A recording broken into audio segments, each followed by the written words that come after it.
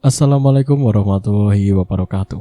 Kembali lagi di channel Suketireng. Masih bersama saya Mas biasa. Kali ini saya akan melanjutkan cerita yang kemarin dengan judul Nenekku Dukun Aborsi. Cerita ini ditulis oleh Kak Rafa Purwati. Jadi buat kalian yang ingin membaca ceritanya secara langsung, kalian bisa kunjungi link dan profil yang sudah saya sertakan di deskripsi. Tanpa berlama-lama, langsung saja kita ke ceritanya.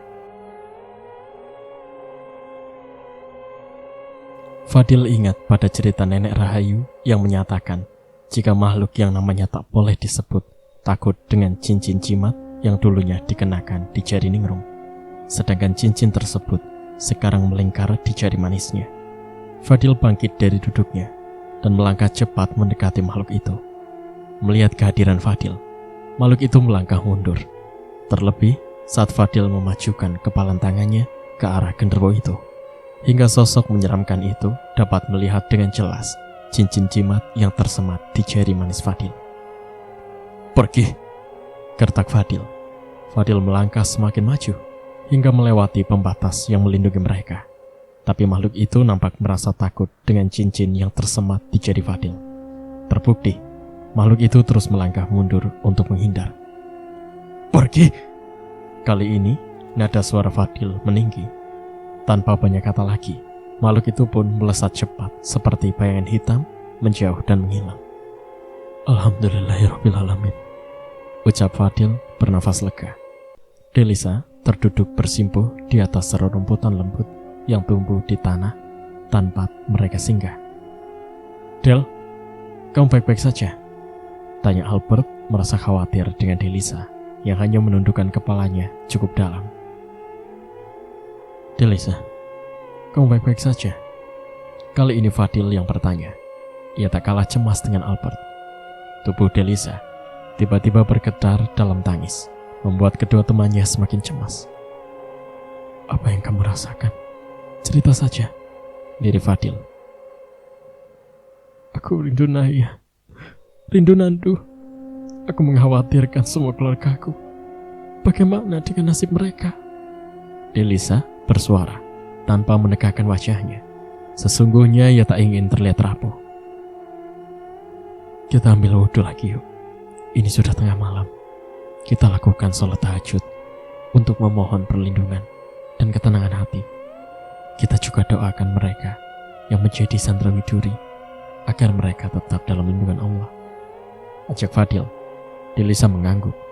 Kemudian tiga anak itu bangkit dan berjalan menuju tempat mata air berada. Selesai melaksanakan sholat tahajud, mereka kembali memohon doa-doa. Fadil tersenyum melihat Delisa kembali membuka Al-Quran Istanbulnya. Lalu gadis itu mengaji di dalam hati. Setelah merasa ngajinya cukup, Delisa mengucap, "Sadaqallahul adzim," kemudian mengecup Al-Quran berukuran mini tersebut. "Bagaimana perasaanmu sekarang?" tanya Fadil. Diam-diam Fadil mengamati Delisa selama mengaji. "Alhamdulillah, lebih tenang, Kak," jawab Delisa mengulas senyum. "Mungkin itulah maksud kakek itu, membekalimu Al-Quran, agar kamu mengingat Allah dan membaca kitab itu setiap kali hatimu merasa gundah dan hatimu merasa tenang setelah mengaji. Betul kan?" ucap Fadil. Delisa mengangguk seraya tersenyum kecil. "Aku jadi heran, Kak." "Heran kenapa?" tanya Fadil. "Padahal kan sudah jelas kakek itu bukan manusia. Dia bahkan menyebut Widuri sebagai ratu. Tapi mengapa kakek itu punya Al-Quran? Bukankah makhluk astral itu sama saja dengan setan yang mungkin saja bermaksud menyesatkan?" tanya Delisa. "Tidak semuanya, Delisa. Makhluk halus juga punya Tuhan. Bahkan mereka yang lebih paham tentang siapa penciptanya. Bagi mereka yang tetap patuh, mereka juga sama seperti kita, hanya menyembah Allah SWT. Tentang ratu atau raja, itu sama saja dengan kita patuh pada aturan kepresidenan di negara kita ini. Di dunia mereka, mungkin lebih dominan dengan ratu atau raja sebagai penguasa. Dalam dunia jin, ada yang disebut jin kafir. Mereka yang senang sekali menyesatkan manusia. Ada juga yang namanya jin muslim. mereka senang menguji manusia, dan mereka paling senang dengan umat yang taat pada Allah. Mungkin kakek kemarin adalah salah satu jin muslim. Oleh karena itu, kakek memberimu Al-Quran itu agar kamu lebih sering mengingat Allah. Delisa manggut-manggut mendengar paparan dari Fadil. Tapi kakek juga sempat meminta aku menjadi ratunya.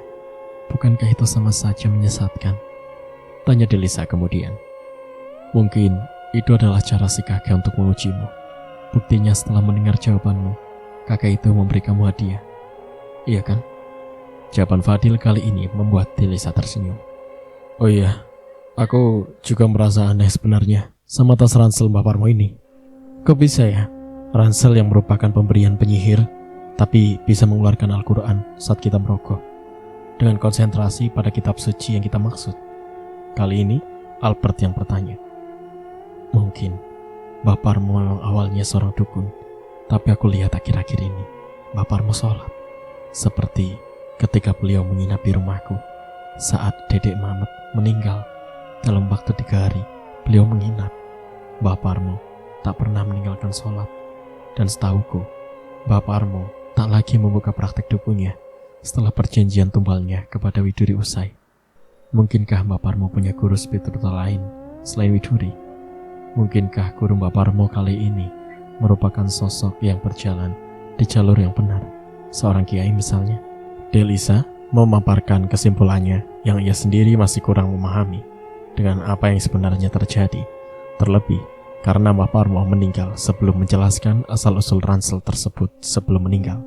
Bisa jadi, kalau kain hitamnya sudah jelas bukan dari Widuri, Mbak Parmo sempat berkata kepada kita kan, katanya hanya beliau dan nenekmu yang tahu perihal kain hitam itu. Katanya pemberian dari guru mereka yang lain. Lalu ransel itu dari siapa? Albert masih penasaran. Semoga terlepas dari manapun ransel dan benda-benda yang kita miliki sekarang berasal, benda-benda tersebut hanyalah benda mati. Jika benda tersebut dapat membantu misi kita ini, itu semua atas izin dari Allah. Yakinlah, karena kita tengah berada di jalan yang benar. Kita percayakan saja semua pada Allah. Percaya jika Allah senantiasa melindungi kita semua. Amin. Amin. Albert dan Delisa mengamin harapan Fadil secara bersamaan. Mereka terlalu asyik mengobrol hingga samar-samar azan subuh terdengar dari arah perkampungan. Kita sholat subuh dulu, ajak Fadil, kemudian bangkit dari duduknya dan bersiap untuk melaksanakan sholat. Delisa dan Albert mengikuti sebagai makmum Fadil. Subuh berganti fajar. Kemudian bertambahnya waktu matahari pun mulai menampakkan wajahnya di sisi timur. Sudah siap semuanya? Seru Fadil. Setelah segala perlengkapan seperti ransel besar, peralatan tenda, dan barang-barang bawaan telah menempel di punggung ketiga anak itu, dan barang bawaan mereka masing-masing, seperti saat mereka memulai perjalanan. Sudah, jawab Delisa dan Albert begitu bersemangat, seperti Fadil. Mereka juga sudah siap dengan barang bawaan di balik punggung masing-masing. Ayo, kita lanjutkan perjalanan, seru Fadil. Ia begitu semangat memandu kedua temannya selayaknya seorang komando tentara. Fadil berlari kecil karena terlalu bersemangat. Delisa dan Albert mengikuti di belakang mereka. Perjalanan pun berlanjut. Cukup panjang jalanan yang harus mereka lalui.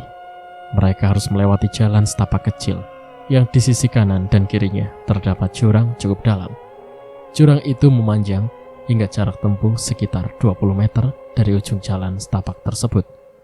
Oleh karena itu, mereka harus berjalan beriringan, bahkan harus dengan hati-hati dan konsentrasi yang sangat tinggi. Karena salah langkah sedikit saja, mereka akan jatuh ke dalam jurang tersebut. Saking ekstrimnya jalan yang harus mereka lalui. Bahkan ketika anak itu sampai menahan nafas saat melewati sepanjang jalan tersebut. Delisa menekuk ludah saat melihat sisi jalan yang merupakan tebing tinggi dengan jurang yang dasarnya merupakan sebuah sungai berair keruh. Mungkin itu aliran sungai yang terhubung dengan sungai Lintah yang Mbak Parmo bilang mengelilingi Kuaringin Kembar, ucap Delisa bergidik ngeri. Oh, berarti itu tandanya jarak kita dengan gue itu sudah dekat dong, Tanya Albert bersemangat. Semoga sih, jawab Delisa sekenanya. Alhamdulillah, ucap Fadil dan yang lain. Mereka dapat bernafas lega setelah sampai di sebuah tanah yang lebih lapang. Ketiga anak itu sejenak merebahkan tubuh mereka di atas rerumputan hijau untuk sekedar meregangkan otot-otot mereka yang terasa kaku karena sempat menegang cukup lama di sepanjang jalan bahaya yang harus mereka lewati sebelumnya. Kenapa, Bert? Tanya Delisa heran melihat Albert yang seperti tak sabaran merokok tas pemberian paparmu. Bahkan pipinya menggelembung terlihat kesal. Aku lapar, mau nyari roti, tapi gak nemu. Kosong nih. Nih, gerutu Albert memperlihatkan ruang dalam ransel yang memang tampak kosong. Kan paparmu pernah bilang harus sabar, harus berkonsentrasi tinggi. Kalau kamu sambil marah-marah gitu, mana keluar rotinya? Celetuk Delisa, kemudian mengambil alih ransel itu dan mulai berkonsentrasi. Beberapa menit berikutnya, roti yang dipikirkan Delisa telah di tangan. Nih, ucap Delisa memberikan roti tersebut pada Albert yang masih terlihat kesal. Fadil hanya menggeleng disertai senyumnya. Apa tuh? Tanya Albert sikap menoleh saat suara aneh terdengar di belakang mereka. Delisa dan Fadil juga turut menoleh. Mereka semakin pucat saat melihat dedaunan dan tumbuhan kecil bergoyang-goyang saat suara itu masih terdengar. Seperti ada sesuatu yang lewat di dalam semak-semak yang cukup tinggi itu. Delisa segera bangkit. Ia mengambil abu kremasi dari dalam ranselnya, berniat untuk menabur di area tempat mereka beristirahat. Tapi belum sempat abu itu ditaburkan, sosok besar muncul dari dalam semak-semak. Tumang, gagap Delisa saat ia mendongak. Saat itu pula sosok ular siluman yang bernama Tumang telah berada cukup dekat dengan dirinya. Tumang melata cepat, menggerakkan tubuhnya yang begitu panjang dengan gerakan meliuk-liuk di atas tanah. Del, awas, bekik Fadil saat menyadari Delisa tengah terancam. Tumang menoleh cepat ke arah Fadil, matanya menatap marah. Perisai nyawa, desisnya. Mau apa kamu siluman? Tanya Fadil seraya mendekat, sedangkan Delisa masih berdiri memaku, tak tahu harus berbuat apa. Aku ingin membawa ratuku, jawab Tumang. Tubuh Delisa mendadak menegang saat itu. Ia tahu jika selama ini memang Tumang selalu mengincarnya. Delisa, mari, ikutlah denganku. Akan kuberikan apapun maumu, ucap Tumang merayu saat jarak wajah mereka begitu dekat. Apapun? Tanya Delisa. Entah apa yang Delisa pikirkan, tapi ia merasa mungkin Tumang akan sedikit memudahkan jalannya jika Delisa bersikap seolah berpihak pada Tumang. Apapun, Ratu, ulang Tumang, bibirnya mengulas senyum. Ekspresinya tampak senang karena beranggapan jika Delisa seolah setuju dengan apa yang menjadi penawarannya itu. Fadil dan Albert mengawasi tingkah Delisa dengan keheranan. Apa kamu juga bisa membantuku menghancurkan Widuri, juga melepaskan semua sandranya? Tanya Delisa dengan intonasi lambat. Kedua temannya semakin dibuat tidak mengerti dengan sikap Delisa saat itu. Tumang sesaat berpikir, lalu ia kembali berucap. Asalkan kamu mau menjadi ratuku. Delisa, sebut Fadil. Ia mulai khawatir. Delisa menoleh Fadil sejenak, hanya mengulas senyum, lalu kembali menghadapkan wajahnya ke arah Tumang di depannya. Harus menjadi ratu dulu ya? Tanya Delisa, bibirnya sedikit mengerucut. Tumang semangat mengangguk, bibirnya tersenyum lebar. Tapi, aku tidak suka menjadi ratu. Bagaimana jika kita berteman saja? Delisa memberikan penawaran. Raut wajah Tumang seketika berubah. Makhluk itu mulai berpikir, jika Widuri hancur, maka harus ada penggantinya. Jika kamu tidak menjadi ratu, siapa yang akan memimpin kami nantinya? Tanya Tumang cemas. Delisa membuang nafas pelan. Ia berpikir keras bagaimana caranya mengambil hati Tumang tanpa ia harus masuk ke dalam lingkaran mereka. Atau kamu jadi istriku saja? Tumang, bagi Fadil. Ia semakin tak terkontrol karena takut Delisa akan terpengaruh oleh tipu daya Tumang. campur. Desis Tumang, lidahnya yang bercabang menjulur keluar. Kedua matanya menatap Fadil dengan marah. Delisa mulai khawatir. Bagaimana Delisa? Kamu mau kan jadi istriku? Tidak akan pernah Tumang. Kamu siluman dan menikahlah dengan bangsamu. Fadil kembali memekik, membuat Tumang semakin marah. Dengan cepat siluman itu menyambarkan ekor besarnya kepada Fadil, hingga laki-laki itu terlempar cukup jauh. Tumang! Delisa refleks memekik, matanya berkaca karena tak tega melihat Fadil diperlakukan kasar. Kamu menyukai perisai nyawamu itu? Mata Tumang menatap intens pada Delisa. Delisa menggeleng lemah, matanya masih basah. Albert berlari ke arah Fadil untuk membantu temannya yang kesusahan berdiri. Ayolah, ikut denganku. Jadilah istriku, maka akan kuturuti semua maumu, termasuk menghancurkan Ratu Widuri dan membebaskan semua sandranya. Ajak Tumang. Tangannya menggandeng salah satu tangan Delisa. Delisa menekuk ludahnya. Ia berusaha mencari jalan keluar untuk menolak, tanpa membuat Tumang marah. Delisa sudah pernah melihat kemarahan Tumang. Ia tak ingin lagi mengambil resiko. Tapi Fadil yang melihat Delisa seolah terpengaruh, tak ingin tinggal diam.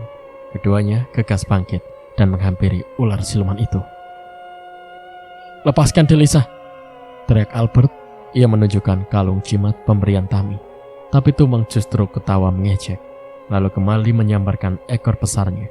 Kali ini, Albert yang terpental, bahkan tubuhnya menghantam batang pohon hingga membuat dahi Albert berdarah. Delisa yang melihat itu semakin panik. Fadil berlari ke arahnya dan memperlihatkan jimat cincin pemberian Delisa. Itu pun sama. Tumang semakin marah dan kali ini menyerang Fadil dengan kedua tangannya. Tumang menyerang Fadil secara menggebu-gebu karena ia dapat membaca pikiran Fadil yang juga menaruh hati pada Delisa. Tumang merasa cemburu dan tersaingi oleh anak manusia itu. Tumang, cukup! Cukup Tumang! Cukup! Tangisan Delisa tidak membuat Tumang menghentikan aksinya, tapi justru semakin menjadi karena perasaannya iri akan sikap Delisa kepada Fadil, membuat Tumang berniat menghabisi Fadil saat itu juga. Melihat Tumang yang tak kunjung menghentikan serangannya pada Fadil, Delisa berlari menghampiri. Diambilnya jeput rambut pemberian Mbah Parmo yang terselip di balik jilbab yang ia kenakan. Delisa semakin mendekat dengan jepit rambut yang memiliki bentuk runcing di salah satu ujungnya, saat dirinya sudah semakin dekat dengan Tumang. Cukup Tumang! Bekiknya hingga suara erangan kesakitan keluar dari mulut Tumang. Darah mengucur dari ekor besar Tumang. Satu kali tusukan yang Delisa berikan menggunakan jepit rambut sukses membuat Tumang meronta kesakitan. Maaf Tumang. Delisa menakupkan tangannya. Air matanya mengalir. Ia berharap ular siluman itu tidak marah, agar Delisa mempunyai kesempatan untuk meminta bantuan Tumang. Tumang meronta kesakitan. Padahal ukuran jepit rambut itu sangatlah kecil, tapi sukses membuat ular siluman itu akhirnya merayap cepat melarikan diri. Delisa sempat terpaku menatap kepergian Tumang. Ada sesal di dalam hatinya. Suara erangan kesakitan membuyarkan pikirannya. Ia berlari menghampiri Fadil yang masih terkapar tak berdaya. Darah dan luka terlihat di beberapa bagian tubuhnya. Kak, ya Allah, Kak Fadil terluka parah sekali, ucap Delisa, seraya mengangkat setengah tubuh Fadil dan menundukkan anak remaja itu. Tunggu sebentar Kak, biar ku ambilkan obatnya dulu, pesan Delisa. Fadil sedikit mengangguk. Delisa berlari cepat mengambil tas kecilnya yang berisikan obat-obatan dan ramuan yang dibekali oleh neneknya. Delisa kembali berlari ke arah Fadil, membawa serta obat-obatan tersebut, lalu dengan telaten mengobati setiap lukanya yang ada di tubuh Fadil. Di sisi lain, Albert tampak mengamati keduanya. Dadanya naik turun, nafasnya bahkan tak beraturan. Ia merasa tersisihkan oleh Fadil. Ia, meskipun keduanya sama-sama terluka oleh serangan Tumang, tapi Delisa justru lebih mendahulukan Fadil dan seolah mengabaikan Albert yang juga tengah kesakitan karena keningnya yang masih mengucurkan darah segar. Bahkan tubuhnya yang membentur pahanang pohon merasakan sakit semua. Tanpa sadar, Albert mencengkeram tanah. Entah mengapa, ia begitu kesal melihat kebersamaan Delisa dan Fadil. Meski ia tahu luka Fadil lebih parah darinya, tapi keegoisan hati Albert tak bisa terima ketika dirinya harus dinomor-akhirkan oleh Delisa. "Jadi, aku harus mengobati lukaku sendiri, Delisa," sindir Albert setelah menahan amarah cukup lama. Akhirnya, ia pun bersuara. Delisa dan Fadil menoleh Albert dengan perasaan tak enak hati. "Sebentar ya, Bert. Ini Kak Fadil sebentar lagi selesai. Nanti giliran kamu ya," ucap Delisa mengulas senyum. Tapi Albert justru mencapai kesal. "Jangan mentang-mentang kamu pikir dia adalah perisai nyawamu, Delisa, dan aku hanya perisai weton. Terus kamu selalu mendahulukan Fadil dalam hal apapun. Kamu tahu kan, saat kamu dalam bahaya, Fadil yang akan merasakan lebih dulu. Tapi aku juga turut merasakan, Delisa. Jika kamu mati, Fadil yang akan mati. Kamu tetap hidup untuk menuntaskan misimu. Tapi setelah Fadil mati, siapa yang akan mengambil alih nyawamu? Aku, Delisa. Perisai wetonmu. Aku yang akan mati lebih dulu saat nyawamu dalam bahaya. Kamu tidak bisa hanya mementingkan Fadil saja. Terus apa artinya aku di sini?" "Albert," pekik Delisa, tak percaya dengan apa yang dikatakan salah satu temannya saat itu. Fadil mengusap punggung atas Delisa agar lebih sabar menghadapi Albert yang mereka tahu memang emosinya kadang sulit dikontrol. Delisa mengatur nafasnya, lalu membuang perlahan. Ia kembali menegakkan wajahnya menghadap ke arah Albert dan berkata, "Sini, aku obatin lukamu, Bert. Aku minta maaf ya, aku terlalu panik tadi," ucap Delisa lembut. Tapi Albert justru membuang wajahnya kesal. Delisa mendekat ke arah Albert, membawa serta tas berisikan obat-obatan serta ransel kecil pemberian Baparmo sebagai antisipasi jika ada sesuatu yang dibutuhkan dari dalam ransel kecil itu. Delisa mulai telaten mengobati luka Albert pada keningnya yang mengalami luka cukup dalam. Tapi Albert yang masih merasa kesal memalingkan wajahnya seolah enggan melihat wajah Delisa. "Kamu mau makan? Mau aku ambilkan sesuatu dari dalam sini?" tanya Delisa dengan hati-hati. Alih-alih menjawab, Albert justru merampas kasar tas ransel pemberian Mbah Parmo yang ada di genggaman Delisa. Dengan cepat, Albert melempar benda kecil itu cukup jauh, bahkan terlalu jauh, karena tas tersebut jatuh ke dalam jurang yang di dasarnya terdapat sungai berair keruh. "Albert!" pekik Delisa. Ia sigap bangkit dan berlari menuju tempat tas itu terakhir mendarat, berharap tas ajaibnya menyangkut di tepi jurang agar masih bisa meraihnya. Tapi tidak, tas itu telah jatuh ke dasar jurang dan hanyut terbawa arus sungai. Delisa begitu sedih dan kesal, tak terasa sudut matanya berair. Delisa berjalan cepat kembali menghampiri Albert. "Keterlaluan kamu, itu barang berharga kita, Albert. Kita bahkan tidak membawa bekal makanan, karena kita hanya mengandalkan tas itu. Jika sekarang tidak ada lagi tas itu, bagaimana kita akan makan? Jalan kita masih panjang. Jangankan makan, bahkan air saja kita tak punya," cecar Delisa. Ia benar-benar dibuat marah oleh sikap Albert kali ini. Albert menatap sinis. Lalu perlahan ia mulai bangkit untuk menyamai posisi Delisa yang masih berdiri di hadapannya. "Oh, begitu. Jadi bagimu tas itu lebih penting daripada aku," bentak Albert. Kepala Delisa menggeleng, tak habis pikir dengan jalan pikiran Albert kali ini. Fadil yang khawatir dengan pertengkaran kedua temannya perlahan bangkit dan berjalan tertatih untuk melerai keduanya. Sudah,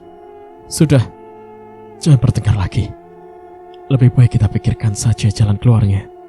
Mungkin nanti kita bisa cari buah atau hewan yang bisa kita makan," ucap Fadil dengan suara lemah karena kondisi sakitnya cukup parah.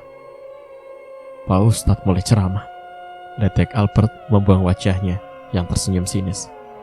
"Benar-benar ya kamu," ucap Delisa kesal. "Belain terus, belain pacarmu. Emang aku di sini cuma jadi penepuk nyamuk kalian kan? Kamu cuma manfaatin aku doang. Pada dasarnya Fadil itu segalanya bagimu, iya kan?" maki Albert. "Ngomong apa sih kamu?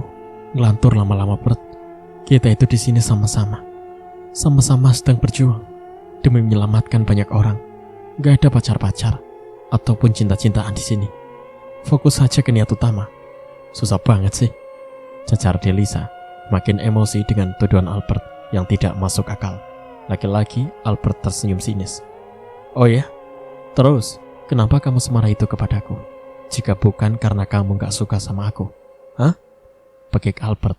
Ia menyugar rambutnya karena semakin kesal.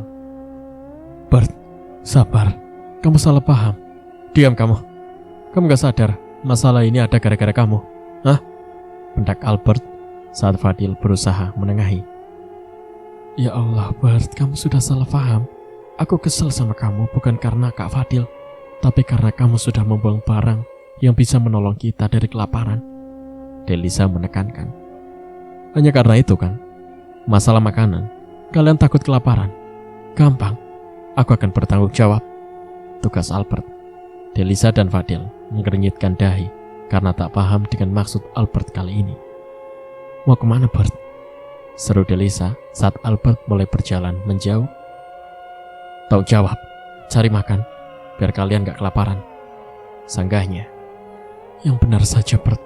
Kalaupun mau cari, kita harus cari bersama-sama. Kita gak boleh terpisah, pekik Delisa kemudian. Bukannya menghentikan langkahnya, Albert justru semakin berlari menjauh dan menghilang di kedalaman hutan. Ya ampun, anak itu, kesal Delisa. Matanya berkaca. Ia menggigit bibir bawahnya karena meredam amarnya sendiri, sedangkan kedua tangannya meremas ujung bajunya. Fadil yang tak tahan berdiri terlalu lama menjatuhkan tubuhnya hingga terduduk di atas rerumputan yang tumbuh. Del, panggil Fadil saat menyadari gerak langkah Delisa saat itu. Mau kemana? Lirik Fadil menahan nyeri di sekujur badannya. Delisa menoleh lalu berkata, aku mau susul Albert. Kita gak boleh berpisah.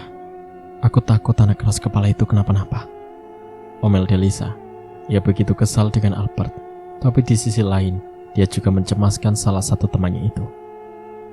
Ayo kita cari sama-sama, ujar Fadil. Ia berusaha bangkit meski dengan susah payah. Tapi Kak Fadil kan masih sakit.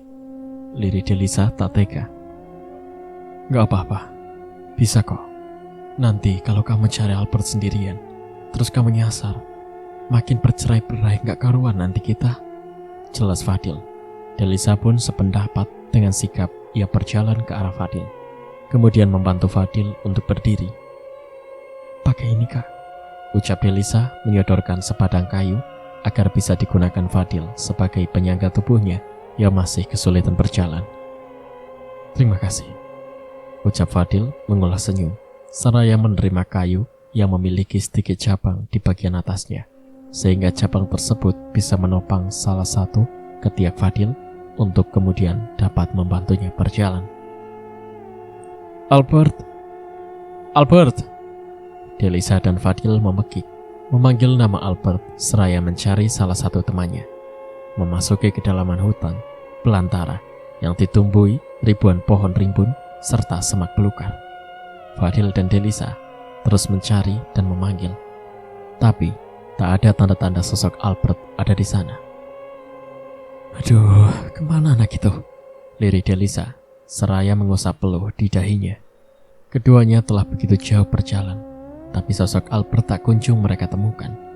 Fadil kembali menghentakkan tubuhnya di atas rerumputan yang tumbuh. Bibirnya meringis nyeri. Sakit ya Kak? Tanya Delisa khawatir. Ia kemudian mengambil sebotol ramuan dari dalam ransel yang digendong di belakang punggungnya, lalu mengoleskan ramuan tersebut pada luka Fadil. Bukannya membantu, tapi aku hanya menyusahkanmu ya Del. Fadil membuang nafas kasar, menyesali diri. Tidak Kak, jangan bicara seperti itu. Justru aku yang meminta maaf karena telah membawa kalian ke dalam bahaya. Lirik Delisa. Dengan cepat, ia menghapus sudut matanya yang mulai basah. Ini mauku Del. Kamu gak perlu merasa bersalah. Justru aku senang jika aku bisa berguna untukmu, ucap Fadil mengulas senyum. Delisa membuang pandangannya karena tak enak hati ketika Fadil menatap wajahnya cukup dalam. Delisa bangkit, lalu kembali memanggil nama Albert yang kemudian menggema di seisi hutan belantara itu. Delisa, kembali melangkah. Fadil berusaha berdiri, menyadari kesulitan temannya. Delisa kembali menghampiri, lalu membantu mengangkat lengan Fadil, hingga Fadil dapat benar-benar berdiri, meski tidak dapat tegak, karena kondisinya masih sakit. "Kakak masih kuat?" tanya Delisa menautkan alisnya. "Insya Allah masih," jawab Fadil. Delisa membalas dengan senyuman, lalu Fadil menyambut dengan senyum yang sama. Keduanya pun kembali melangkah untuk mencari keberadaan Albert. Suara erangan terdengar, bahkan semak belukar terlihat bergerak-gerak kasar disertai suara gaduh. Langkah Delisa dan Fadil terhenti. Sesaat mereka mengamati semak-semak berukuran tinggi yang terlihat mulai porak-poranda. Suara erangan juga terdengar dari dalam sana. Untuk mewaspadai diri, Delisa dan Fadil menyembunyikan diri di sebuah semak yang lain. Dari balik semak tersebut, keduanya mempertajam tatapan mereka untuk mencari tahu apa yang ada di dalam sana. Dedaunan dan batang tumbuhan berayun kasar tak beraturan. Suara erangan terdengar semakin kuat, hingga sebuah ekor besar terperangkap mata oleh Delisa dan Fadil. Mata kedua remaja itu membulat. "Tumang," desis Delisa. Bukan hanya Delisa, bahkan Fadil juga begitu terkejut dengan apa yang mereka lihat saat itu. "Del, mau kemana?" Fadil sigap meraih tangan Delisa saat Delisa berniat untuk beranjak dari tempat persembunyian mereka. "Aku mau mendekati Tumang," jawab Delisa santai. "Untuk apa? Siluman itu sangat berbahaya. Dia bisa saja membuatmu celaka," cegah Fadil. "Percayalah Kak, aku pasti akan baik-baik saja," jawab Delisa mengulas senyum seraya melepaskan diri dari genggaman Fadil. "Tapi Del," ucap Fadil. Tapi Delisa tak mengindahkannya.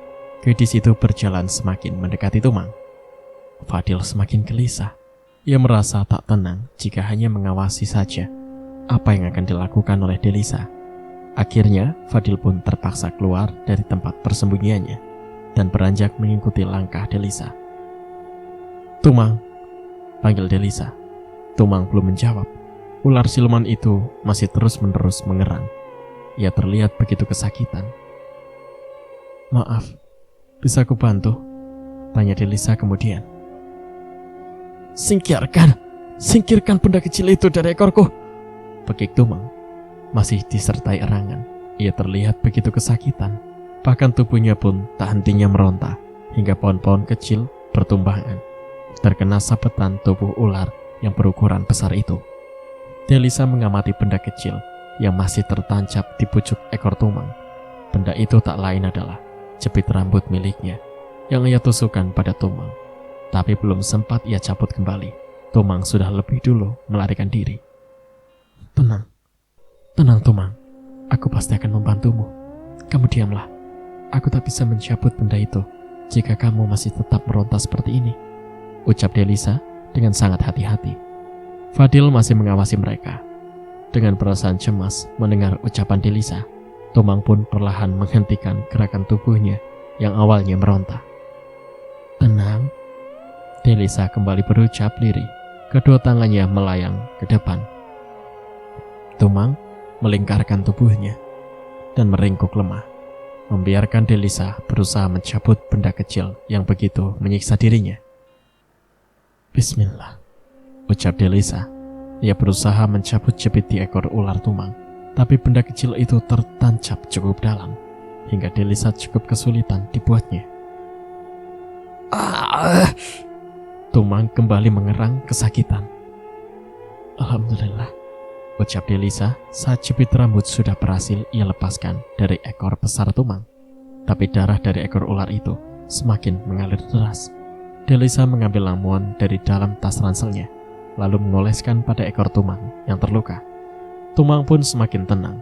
Setelah itu, meskipun wajahnya terlihat begitu pucat. Di sisi lain, Fadil mulai memahami satu hal.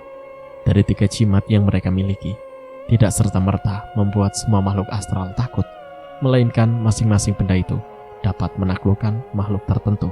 Seperti kalung yang dipakai Albert dapat menaklukkan makhluk kecil, seperti hantu dan demit pada umumnya.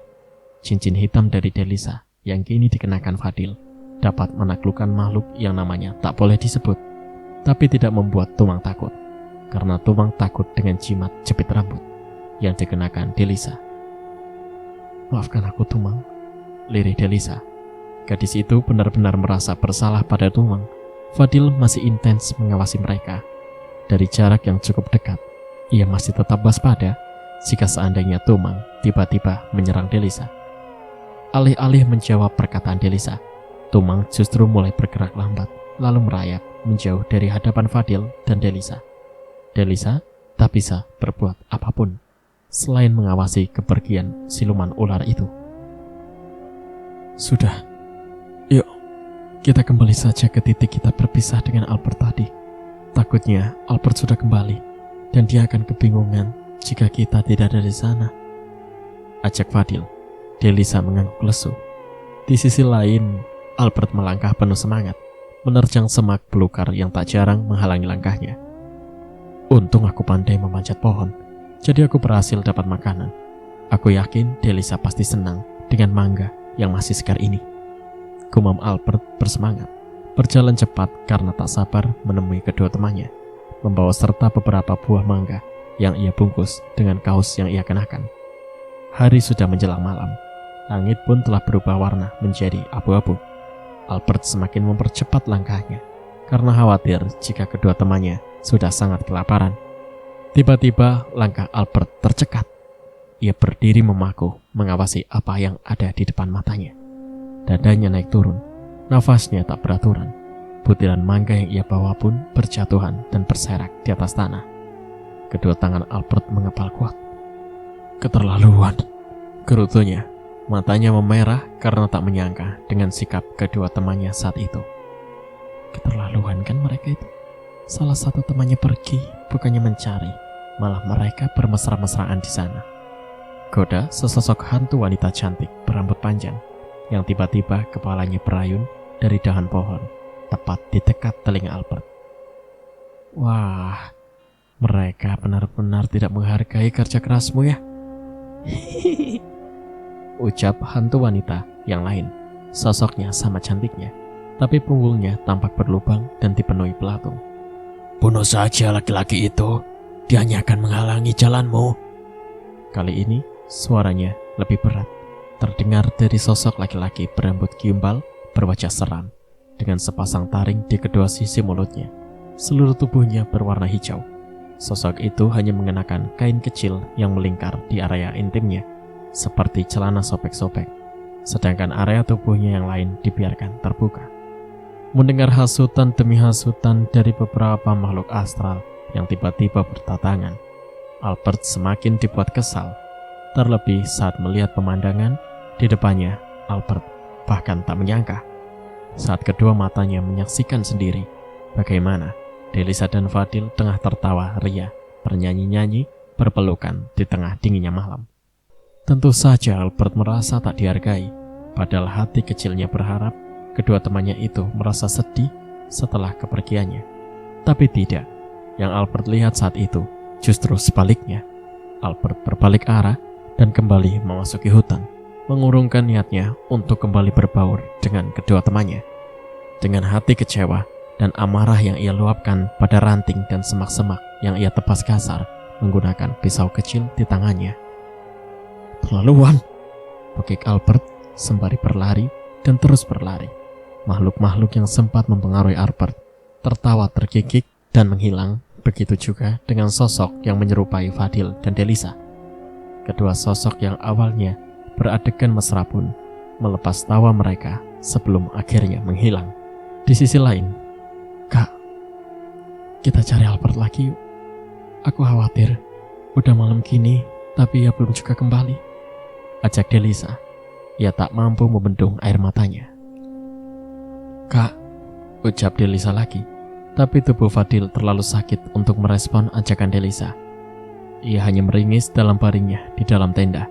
Tenda yang mereka bangun ala kadarnya di titik tempat mereka terpisah dengan Albert. "Ya ampun, Kak Fadil demam," ucap Delisa saat tak sengaja menyentuh jari kaki Fadil dari luar tenda. Delisa semakin panik. Masalah Albert belum kelar. Sekarang ditambah lagi dengan masalah Fadil yang menggigil karena demam, efek dari luka yang diperoleh Fadil karena serangan tumang siang tadi. Meski awalnya ragu, dengan berat hati Delisa masuk ke dalam tenda Fadil untuk mengompres kening temannya itu. Setelah dikompres dan diminumkan ramuan, Fadil pun mulai terlelap, merasa sedikit lega. Delisa keluar dari tenda dan membuat api untuk menghangatkan diri. Dengan api yang dibuat Delisa menggunakan ranting kering, ia meletakkan sepasang singkong di atasnya. Singkong itu berhasil Fadil dan Delisa dapatkan di tengah hutan saat mencari Albert. Delisa duduk menekuk lutut.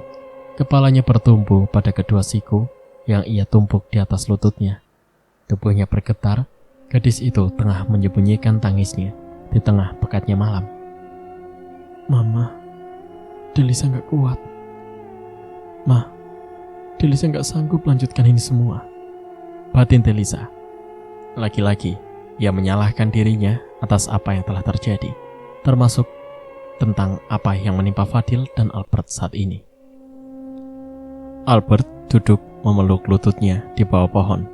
Punggungnya bersandar pada batang pohon yang begitu besar dan kokoh. Bayang-bayang tentang perlakuan Fadil dan Delisa seolah menari-nari di benaknya. Hal itu membuat Albert semakin geram. Kasihan, kamu hanya sendirian. Sedangkan di sana, dua temanmu mungkin sedang... Kunti bersuara. Jangan ganggu dia sedang patah hati. Kali ini Sundel bersuara dengan nada mengejek. Kedua sosok itu bergelantungan di dahan pohon tempat Albert singgah. Nampaknya mereka memang sengaja mengompori remaja labil itu. Kunti, kamu pernah patah hati tidak? Tanya Sundel pada teman hantunya itu. Pernah, dan rasanya sangat sakit. Makanya aku lebih memilih mati. Dengan begitu, aku bisa membalaskan sakit hatiku pada seseorang yang telah dengan tega membuatku patah hati. Diam, pekik Albert. Ia menjambak rambutnya sendiri. Kepalanya serasa hampir pecah karena beban pikiran akan Delisa dan Fadil. Belum lagi tentang ocehan kedua makhluk centil yang semakin membuat Albert naik pitam. Wah, dia marah. Diam gak? Bentak Albert saking kesalnya. Ia bangkit dari duduknya dan mengarahkan liontin kalung jimatnya pada kedua makhluk itu, membuat Kunti dan Sundel memekik panjang lalu melayang dan menghilang di tengah pekatnya malam.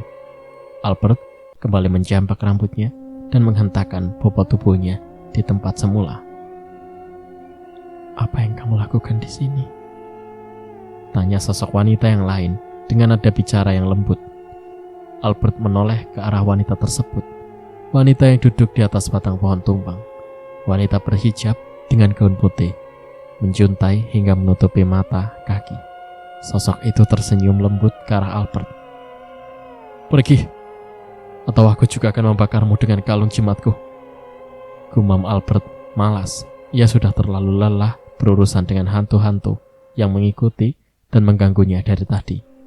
Dan kini telah berganti lagi dengan sosok yang lain. Kamu itu perisai weton. Kenapa meninggalkan dia yang seharusnya kamu jaga? Kembalilah pada Delisa dan Fadil. Mereka sudah terlalu lama mencarimu kemana-mana. Ucap wanita itu. Albert terkejut dengan ungkapan wanita itu. Kepalanya mendongak ke arah sosok di depannya. Kedua matanya mengerjap dan mulai mengamati. Kamu? Apa kamu mamanya Delisa? Tanya Albert penasaran. Karena Albert merasa sosok itu hampir mirip dengan Delisa. Hanya saja sosok di depannya terlihat lebih matang. Iya, jawabnya singkat seraya mengulas senyum. Kembalilah pada kedua temanmu. Mereka sangat membutuhkanmu sekarang. Ucap sosok Ningrum lembut. Kamu berbohong demi menutupi kenakalan anakmu. Buktinya, aku melihat Fadil dan Delisa begitu senang tadi. Bahkan tanpa diriku, mereka lebih leluasa untuk bermesraan. Albert mencapik kesal. Ningrum mengulas senyum. Kamu yakin yang kamu lihat tadi adalah kedua temanmu? Tanya Ningrum lembut. Kamu pikir mataku rabun hingga aku tak bisa membedakan mana Delisa dan Fadil? dan mana yang bukan. Bagi Albert, kamu bukan rabun, tapi kamu buta. Apa kamu bilang? Albert tak terima dengan perkataan Ningrum kali ini. Iya, kamu buta. Kamu telah dibutakan oleh amarahmu sendiri.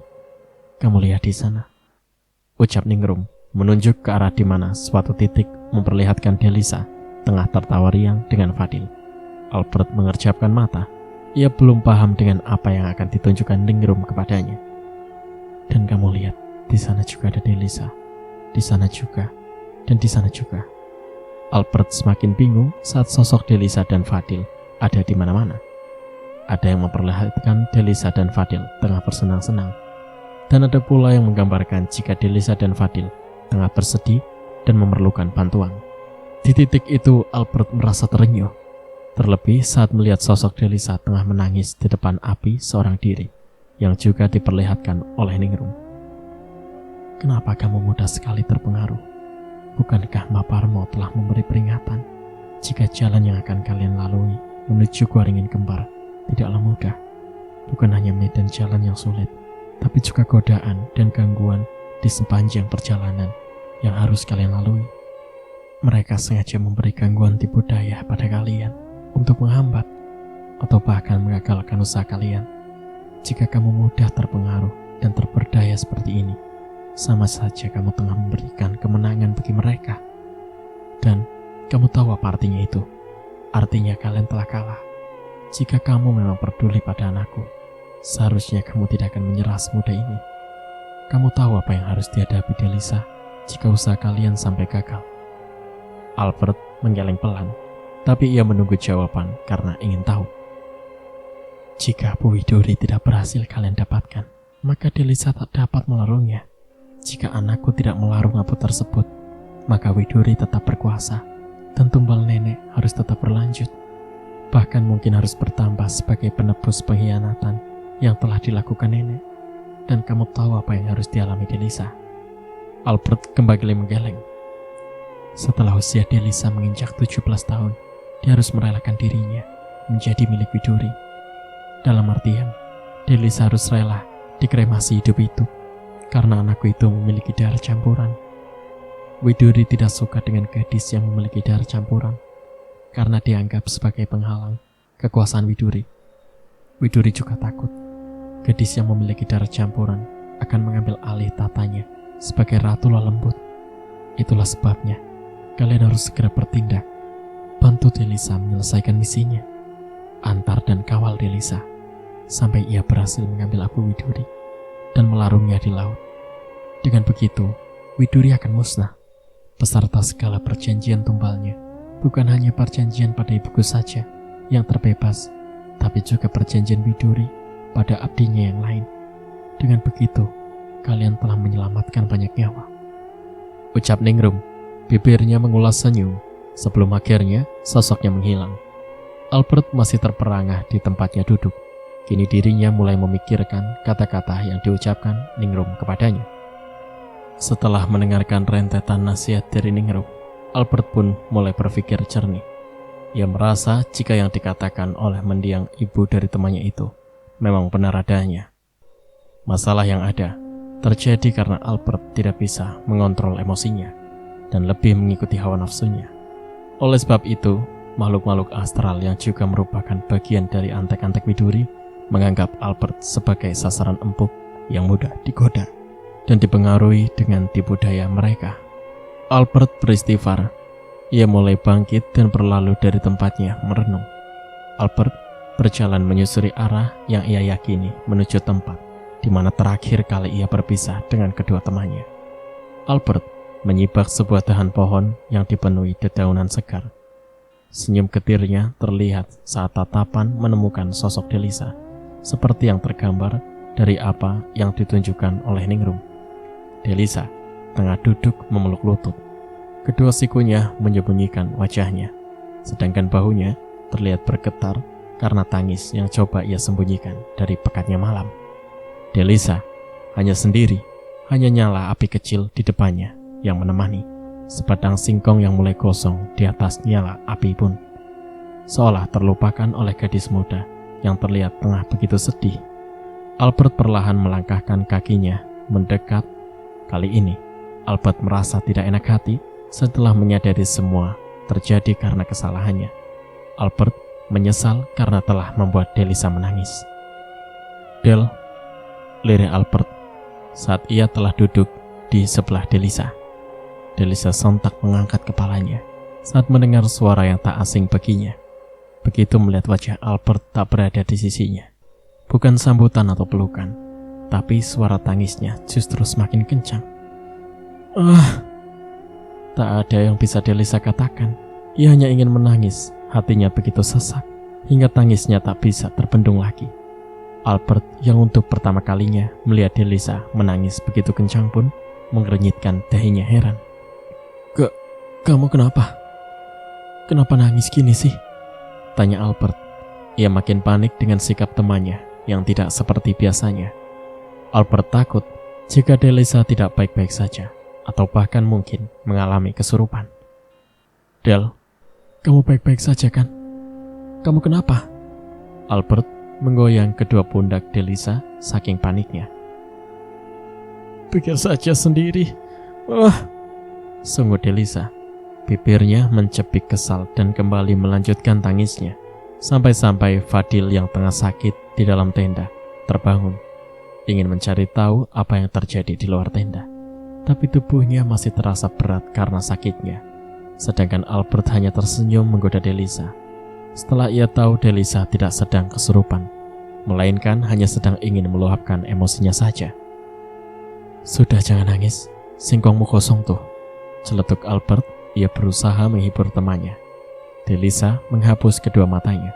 Wajahnya begitu sembab. Albert semakin menyesal karena terfikir Delisa pasti sudah terlalu lama menangis. "Maaf ya, aku nggak berpikir jernih tadi," ucap Albert menundukkan pandangannya. "Jangan ulangi lagi," omel Delisa. Ia kembali melepas tangis. Antara terharu Albert telah kembali dan juga sisa kesedihan yang memang ingin ia lepaskan dengan tangisnya itu. Jangan nangis lagi," ucap Albert merautkan alis. "Nggak nyangka kamu kalau nangis gini, kayak anak kecil tahu," ledek Albert. Bibir Delisa mengerucut, tapi kemudian melengkung senyum. "Makasih karena udah kembali. Aku takut kamu dimakan harimau." "Nah kan, nangis lagi," geluh Albert. Ia tersenyum simpul melihat sisi lain dari Delisa.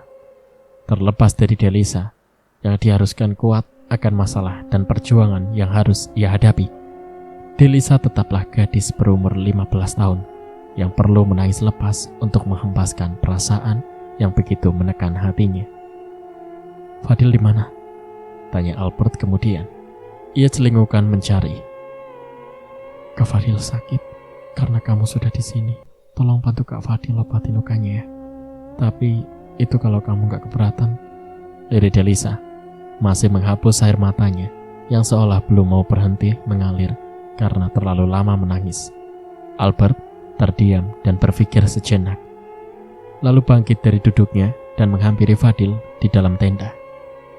Seperti halnya Delisa, Fadil begitu senang melihat kehadiran Albert. Meski tubuhnya masih sakit, ia paksakan untuk memeluk salah satu temannya itu. 3 hari berselang, Fadil sudah lebih merasa baikan setelah mendapat pengobatan dari ramuan yang dioleskan rutin oleh Albert. Albert benar-benar menjaga Fadil dengan baik.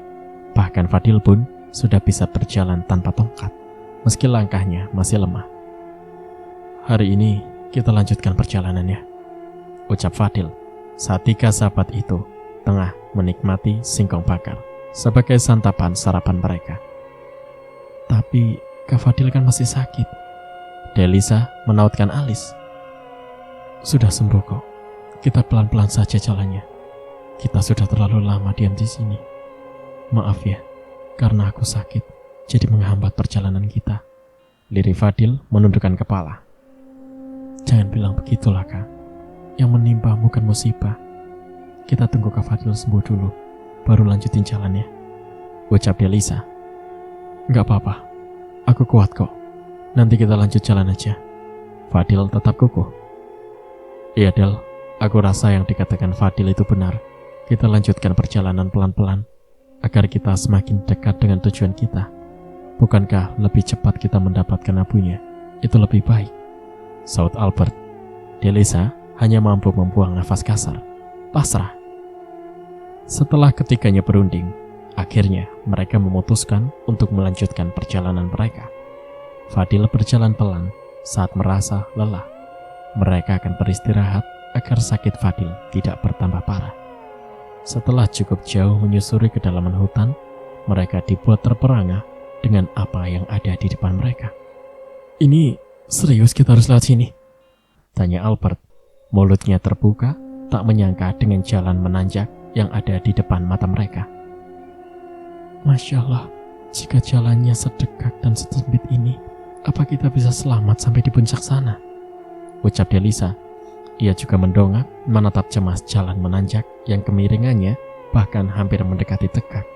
Ketika anak itu meneguk ludah masing-masing, kekhawatiran mereka semakin diperkuat dengan kondisi jalan tersebut yang merupakan tangga yang bermaterial tanah padat. Tangga berukuran kecil-kecil itu berjumlah ratusan atau bahkan ribuan, begitu tinggi menjulang mencapai puncaknya. Dan di puncak itulah Gua Ringin Kembar berada. Dari bawah, mereka dapat melihat sepasang ringin tumbuhan berjejer, menyisakan kurang lebih 1 meter celah di tengah kedua beringin itu. Kedua pohon tersebut mungkin telah berumur puluhan tahun. Terlihat dari bentuk kedua pohon beringin yang sudah berukuran cukup besar dan rimbun. "Lalu bagaimana denganmu, Kak? Jalan tangga tanah ini cukup licin, sedangkan Kak Fadil masih sakit. Atau Kakak tunggu di sini saja, biar aku sama Albert yang naik ke atas sana?" ucap Delisa cemas. Fadil sesaat terdiam. Ia kembali mengamati jalan sempit itu. Jalan yang sempit, ratusan buah tangga kecil berbahan tanah licin. Lebar jalan mungkin tidak sampai 1/2 meter, sedangkan panjang jalan tak dapat terukur oleh mereka yang jelas tinggi sekali agar bisa mencapai puncaknya. Belum lagi sisi kanan dan kirinya. Di sisi kiri adalah tanah tandus yang ditumbuhi ilalang, tapi yang menjadi sekat antara jalan dan tanah tandus tersebut adalah parit kecil yang dialiri air hitam yang dihuni oleh banyak lintah. Sisi kanannya merupakan sebuah tebing. Di dasar tebing adalah hutan yang ditumbuhi ribuan pohon rimbun. Entah apa jadinya jika mereka sampai salah langkah atau mungkin terpeleset dan jatuh. Baik di sisi kanan atau kiri, tidak akan baik bagi mereka. Oleh karena itu, mereka harus ekstra hati-hati saat melewati jalan itu. "Gak apa-apa, aku ikut naik," jawab Fadil yakin. Tapi Delisa dan Albert justru merasa cemas. Delisa membuang nafasnya pelan dengan segenap tekad yang begitu bulat. 3 sahabat itu pun mulai meniti satu persatu tangga tanah yang licin. "Untung saja kita lewat jalan ini, bukan pas musim penghujan. Gak kebayang betapa licinnya tangga-tangga kecil ini jika di saat musim hujan," keluh Albert. Ia memimpin pendakian.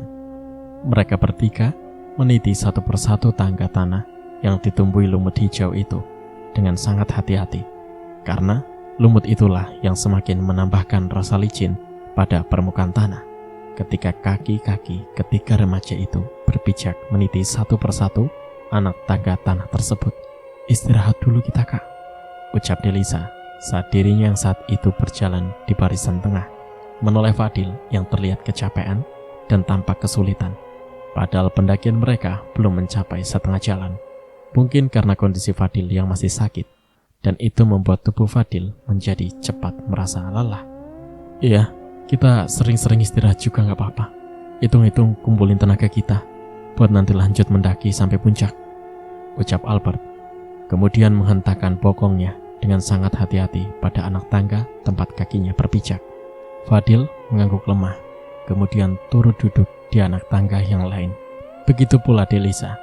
Ketika remaja itu beristirahat duduk pada anak tangga, dalam posisi duduk bersusun dari bawah ke atas pada anak-anak tangga tersebut.